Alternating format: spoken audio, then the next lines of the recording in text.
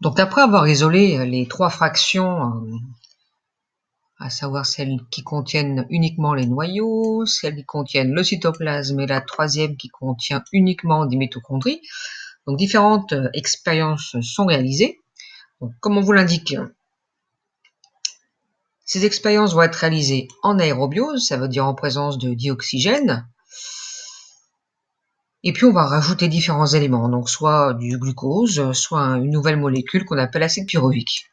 Et en fonction de ces différents ajouts, on va mesurer les échanges gazeux qui ont lieu dans ces différents compartiments.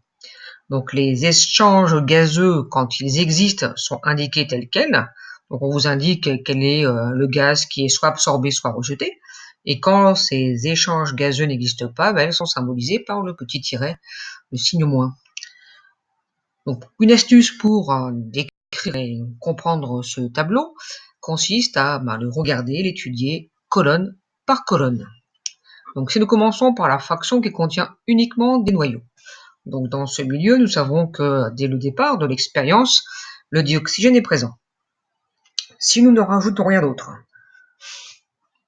bien, qu'observez-vous? Y a-t-il ou pas un échange gazeux?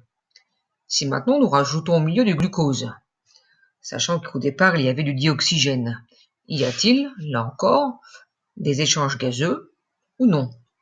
Et enfin, troisième expérience, cette fois-ci dans le milieu qui contient du dioxygène est rajouté de l'acide pyruvique. Donc là encore, posez-vous la question, y a-t-il ou non des échanges gazeux qui ont lieu dans le noyau dans ces conditions? Nous passons à la seconde fraction, celle qui contient uniquement le cytoplasme. Donc là encore, dans toute l'expérience, du dioxygène est présent. Donc première expérience, donc nous ne mettons dans ce milieu que du dioxygène et rien d'autre. Donc que se passe-t-il? Y a-t-il des échanges gazeux ou pas?